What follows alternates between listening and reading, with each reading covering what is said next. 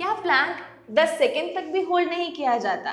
कोई बात नहीं, आज की वीडियो में उन प्रैक्टिसेस को करेंगे जिससे आप 10 सेकेंड तो क्या अपने प्लैंक को 1 मिनट तक होल्ड कर पाएंगे। तो बिना समय गवाए मैट पर आते हैं और करते हैं अपने प्लैंक को अनलॉक। प्लैंक करते हुए कुछ कॉमन मिस्टेक्स हैं जो हम कभी ना कभी जरूर करते हैं, जिससे प्लैंक की प्रैक्टिस और डिफिकल्ट हो जाती है। जैसे हिप को बहुत ज्यादा हाई रख देना या फिर बहुत ज्यादा लो रख देना, अपने शोल्डर्स को राउंड कर लेना या फिर कॉन्स्टेंटली सामने देखना, और लास्टली अपनी सांसों को रोकना, जबकि ये सब करना गलत है और इससे आपकी प्रैक्टिस और डिफिकल्ट बन जाती है। तो चलिए इसका करेक्ट वे सीखते हैं। एक प्रॉपर प्लैंक सेटअप के लिए आपकी एल्बोज को एग्जैक्टली शोल्डर के नीचे होना चाहिए, हाथों को पैरेलल होना चाहिए, आपके कोर को ब्रेस होना चाहिए, अपने नेक को हम जितना हो सके न्यूट्रल रखें और सांसों को सामान्य रूप से चलने दें। तभी तो बात बन पाएगी और हम अपने प्लैंक को 1 मिनट तक होल्ड कर पाएंगे। अपनी बॉडी को एक वार्म अप दे रहे हैं जिससे हमारी जो प्लैंक की प्रैक्टिस है वो बहुत ज्यादा अच्छी हो और हमें कोई इंजरी ना हो। इसके लिए दोनों हाथों को इस तरह से आगे रखें और रिस्ट को इंटरनली रोटेट करें। इस तरह से करने के बाद इसे बाहर की तरफ भी रोटेट करेंगे। अब यहीं से अपने हाथों को शोल्डर पे रखें और शोल्डर को भी अच्छे से मूव करें। अब बाहर की तरफ करेंगे। बढ़िया। अब दोनों हाथों को एक्सटेंड करें और फिर इसे भी इस तरीके से मूव करना शुरू करें। बॉडी को वार्म अप करना बहुत ज़रूरी है। चलिए अब अपोजिट करेंगे। चलिए डन। इस क्विक वार्म अप के बाद कर रहे हैं हम वॉल प्लैंक, जो कि सबसे इजीएस्ट है। तो चलिए अपने आसपास कोई वॉल ढूंढिए और वहां पर मेरे साथ प्रैक्टिस शुरू कीजिए। वॉल प्लैंक करने का मेन मोटिव अलाइनमेंट्स को समझना है, जो कि इजीली हम समझ पाएंगे। अपने दोनों हाथों को हम क्या करेंगे, एग्जैक्टली शोल्डर लेवल पे रखेंगे। अब यहाँ से एक स्टेप हम पीछे जाएंगे और बस इस प्रकार हमने क्या करना है, होल्ड करना है। अपने बॉडी वेट को आप क्या करें, वॉल पे शिफ्ट करने की कोशिश करेंगे। साथ ही साथ आप अपने ग्लूट्स को टाइटली स्क्वीज करेंगे और कोर को टक इन करेंगे। कोर को एंगेज करने के लिए आपको इसे धीरे से टक इन करना होता है। अब होल्ड करेंगे हम इसे 30 सेकेंड्स के लिए। कोशिश करें ज़्यादा से ज़्यादा अवेयरनेस आप अपने कहाँ लाएंगे, अपर बॉडी पर लेकर आएंगे। धीरे धीरे अपनी ब्रेथ को समझते हुए, अपने हेड को न्यूट्रल रखते हुए, क्योंकि ये चीज़ें हमें बहुत हेल्प करेगी जब हम एक्चुअल में मैट पर आकर अपने प्लैंक पोजीशन को होल्ड करेंगे। बस कुछ देर और हम इसी तरीके से होल्ड करने वाले हैं। Breathe in, breathe out, breathe in and breathe out. चलिए डन। नेक्स्ट कर रहे हैं इंक्लाइन प्लैंक, जो इससे ज़्यादा एंगेजिंग होने वाला है, जिसमें एक्चुअली में आप अपने शोल्डर और अपने कोर का एंगेजमेंट समझ पाएंगे। अब यहाँ मैंने ली है एक चेयर। आप इसे अपने बेड पर, सोफा पर या फिर अगर कोई वॉल है, हाफ वॉल है, उस पर भी प्रैक्टिस कर सकते हैं। बट मेक श्योर जो भी आप यूज़ कर रहे हैं वो काफ़ी ज़्यादा स्ट्रांग हो, स्टर्डी हो। ऐसा ना हो कि वो हाथ लगाते ही गिर जाए एंड देन आपको इंजरी हो जाए। ठीक है, तो सेम यहाँ पर अवेयरनेस रखेंगे। अपने हाथों को हम रखेंगे एग्जैक्टली शोल्डर के नीचे, अपने ग्लूट्स को हम करेंगे टाइट और इसे भी हम नेक्स्ट 30 सेकेंड्स होल्ड करेंगे। तो एक बार फिर अपने दोनों हाथों को रखेंगे हम शोल्डर डिस्टेंस पे और याद रखेंगे कि एल्बो, पाम और शोल्डर एक ही लाइन में लैंड करें। हम अपने हेड को न्यूट्रल रखेंगे। आप सामने भी देख सकते हैं, बट मेक श्योर कि बिल्कुल न्यूट्रल हो, आपके गर्दन में दर्द ना हो। अब यहाँ से अपने हिप को ड्रॉप नहीं करना है। ये क्या है, इसका रॉन्ग फॉर्म है। यहाँ पर हम क्या करेंगे, हिप को पीछे की तरफ लेवल अप करेंगे और अपने ग्लूट्स को यानी कि हिप मसल को टाइटली स्क्वीज करेंगे। साथ ही साथ जो कोर है, याद रहे कि ये हमारा क्या है, लोअर बैक एक्टिव है। यहाँ पर ये डेप्थ जो आप देख रहे हो। अब यहाँ से जैसे आप ग्लूट्स को टाइटली स्क्वीज करते हो तो ऑटोमेटिकली ये कर्व भी भाग जाता है और आपका अननोइंगली कोर आप क्या कर देते हो, एंगेज कर देते हो। तो अब करेंगे इस पोस्चर को हम होल्ड अगले 30 सेकंड के लिए। तो याद रहे कि हमें करेक्ट फॉर्म मेंटेन रखनी है, अपनी सांसों को चलने देना है। आपकी जो हील्स है वो थोड़ी बहुत उठी है क्योंकि आप क्या है, एक स्लांट पोजीशन में है, आप इस तरीके से इंक्लाइन है। अब आप देखेंगे कि ये जो वेरिएशन है, ये पिछले वाले वेरिएशन से क्या है, थोड़ा सा ज़्यादा इंटेंस है। यहाँ पर आप अपने कोर की एंगेजमेंट फील करते हैं। बस कुछ देर और जल्द ही 30 सेकेंड्स भी कंप्लीट हो जाएंगे। चलिए अब रिलैक्स करेंगे और ब्रीथ करेंगे, इनहेल एंड एक्सहेल।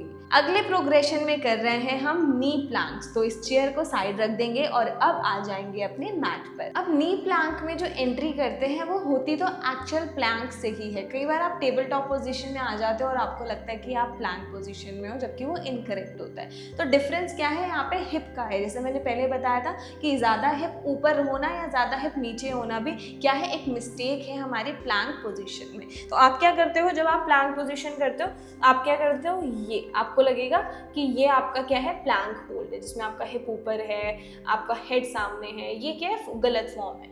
अब जो एक्चुअल वे है उसके लिए हम क्या करेंगे, सबसे पहले इस तरीके से प्लैंक पोजीशन में आएंगे। अब यहीं से नी ड्रॉप करेंगे। अब जिस मोमेंट आपने नी ड्रॉप करी आपका हिप भी ड्रॉप हो गया। अब यहाँ से हम क्या करेंगे, प्लैंक होल्ड करेंगे। तो इस पोजीशन को हमने होल्ड करना है। अगेन अपने हाथों को देखें कि आपके जो रिस्ट है, एल्बो है और जो शोल्डर है वो एक ही लाइन में हो, और साथ ही साथ जो आपके ग्लूट्स हैं वो क्या है, टाइट हो। यहाँ पर आप हेड को नीचे रख सकते हो आराम से न्यूट्रल होके। इसे भी हम क्या करेंगे, नेक्स्ट 30 सेकेंड होल्ड करेंगे। Keep breathing in and out, in and out. कोशिश यही करनी है कि हर एक प्लैंक में 30 सेकेंड तक तो बने रहना है, क्योंकि हम ये क्या कर रहे हैं, बहुत ही ईजी वेरिएशन कर रहे हैं। और जब आप यहाँ पर अपनी कैपेसिटी बिल्ड करोगे तो डेफिनेटली जो हमारा फाइनल प्लैंक होल्ड होगा वहाँ पर आप 1 मिनट तक आराम से रह पाओगे। ऐसा ना हो कि कभी हम शोल्डर लूज कर दें या फिर हम अपने हिप को ड्रॉप कर दें, ऐसा नहीं करना। तो चलिए रिलैक्स करते हैं।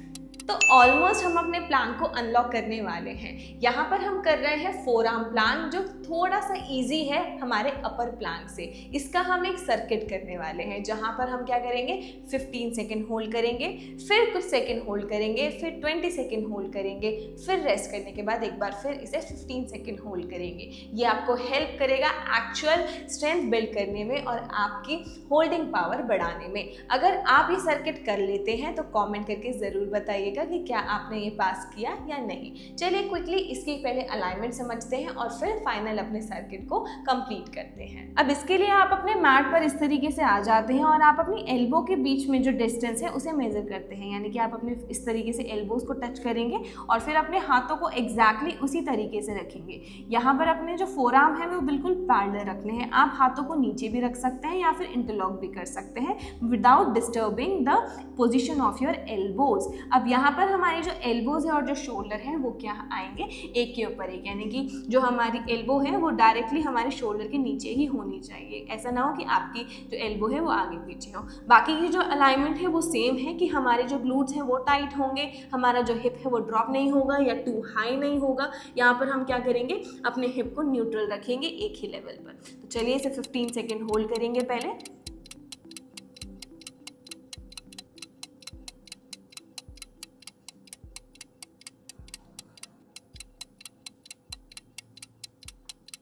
चलिए रिलैक्स कीजिए, ब्रीद इन करें, ब्रीद आउट करें, खुद को थोड़ा सा रीसेट करेंगे और अगला जो अटेम्प्ट होगा उसे हम 20 सेकेंड होल्ड करेंगे। तो उम्मीद है आप तैयार होंगे। चलिए आते हैं four arm Planck 20 seconds.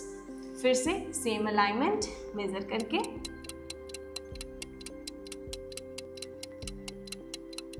Keep breathing in and out, in and out.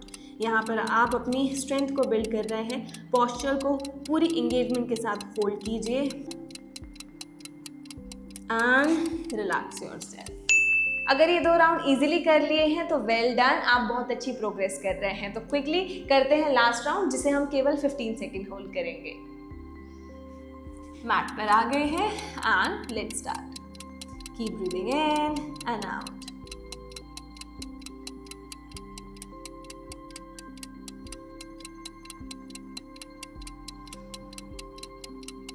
चलिए रिलैक्स करेंगे।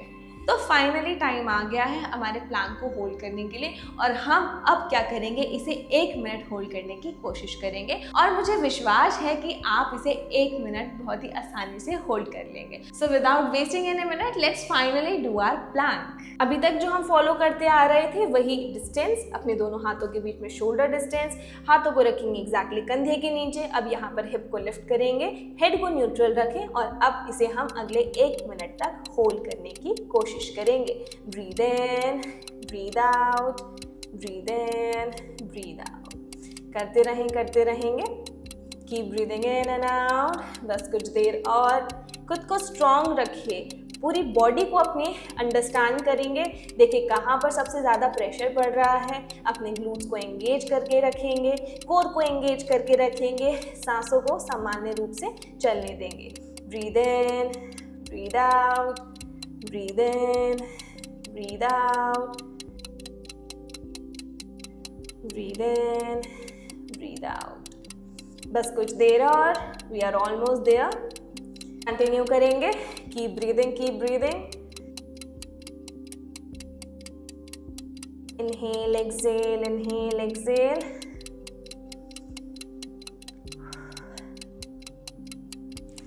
And now we are finally done. तो हमने फाइनली कर ही दिखाया है। हमने अपने प्लांक को आज 1 मिनट होल्ड ही कर लिया। क्या आप ये कर पाए? कमेंट में ज़रूर बताइएगा। अगली वीडियो में हम बात करेंगे शोल्डर टैप्स की, माउंटेन क्लाइंबर्स की, जिनकी फाउंडेशन ही क्या है, हमारी प्लांक है। तो इसीलिए आज हमने अपने प्लांक को अनलॉक किया है। मिलेंगे जल्द ही अगली वीडियोज़ में। तब तक के लिए इस वीडियो को सपोर्ट करने के लिए लाइक करें, शेयर करें और कॉमेंट करके ये ज़रूर बताइएगा कि हर एक वेरिएशन को आप कितनी देर होल्ड कर पाते हैं। Thanks for watching everyone. See you next time. Till then नमस्ते, टेक केयर।